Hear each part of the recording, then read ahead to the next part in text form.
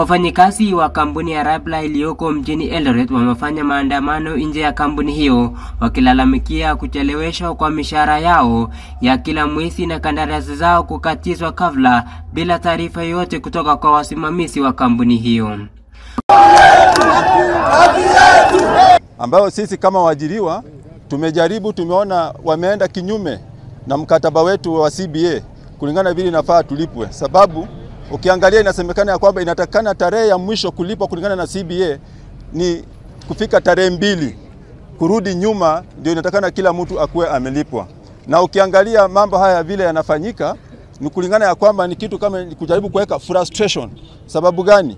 Wewe uchoke au wafanye vile wanafanya, ukitaka wewe uende wakuepane na sheria kulipa watu kulingana na sheria. Nikirudi upande mwingine, tuko na wale watu ambao ni retirees. Kuna watu ambao walifanya kazi na wakaachishwa kazi kuanzia 2022. Kutoka 2022 up to date hakuna ambaye amelipwa. Watu 120 hawajalipwa up to date. Na ukiangalia kati ya hao hata kuna wengine ambao tayari wamefariki, wamewacha dues zao hapa. Tuko tayari kwa hiyo list, tuko na watu 3. Mimi ni mwakilishi wa wafanyakazi wa Riply Eldoret. Na hiyo memo ndio tulireact tukauliza hii memo hatutakubaliana nayo. Tumishahara tunayouliza sio ya mwezi wa 5, ni ya mwezi wa 4. Na advance kuna tunangojanga tu mshahara peke yake. Sasa tukaonelea twende tuulize kama officials wa union. Kufika huko tajiri yetu anasema hawezi ongea na sisi. Chenye ameandika hicho ndio tutachofuata. Aidha, wafanyikazi hao wamelalamikia unyanyasaji kwenye kampuni hiyo ambapo wafanyikazi wakiumia kazini hakuna usaidizi wa kimatibabu wanapata kutoka kwa kampuni hiyo. Kuna mwenzetu alipata injury juzi tu. Badala waende wamtibu, sawa, hata tujui mambo ya insurance ya wafanyikazi iko aje. Alipelekwa hospitali akatupwa kule na kuachwa kule ajisimamia matibabu mwenyewe.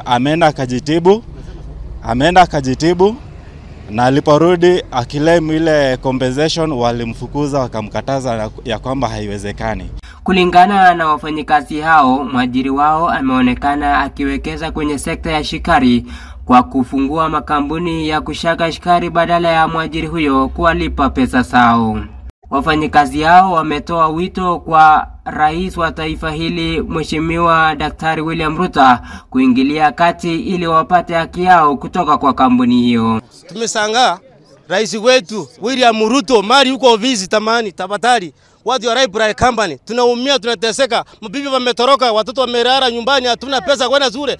Naomba rais wetu William Ruto ikiwa nayo kwa bahari yako Eldoret town, naomba tu ukuje tusaidie kwa hiki kiwanda, uingilie ndani na mikono mbili ndio tusaidie sisi watoto wetu warudi shule kama kawaida. Natumia pesa nyingi kutoka kwa kampuni hii kununua makampuni zingine nje ya kaunti ya Uasin Gishu. Nataka niseme hivi, Riply iko Turbo sub-county Kiplombe ward. Na wafanyikazi ambao wanafanya kazi hapa ndani ni wafanyikazi ambao wanatoka katika ward hii yetu. Kama wana mpango ya kufungua makampuni zingine nje, tafadhali malizana na wafanyikazi hawa vizuri, waende wakijua kwamba hii biashara ya Riply imefungwa hapa. Kabisa. Na kama bado uko na mpango mzuri ya kuajiri hawa watu waendelee na kazi, tafadhali walipe mishahara yao. Tunajua kwamba mambo ya sako iko kotini.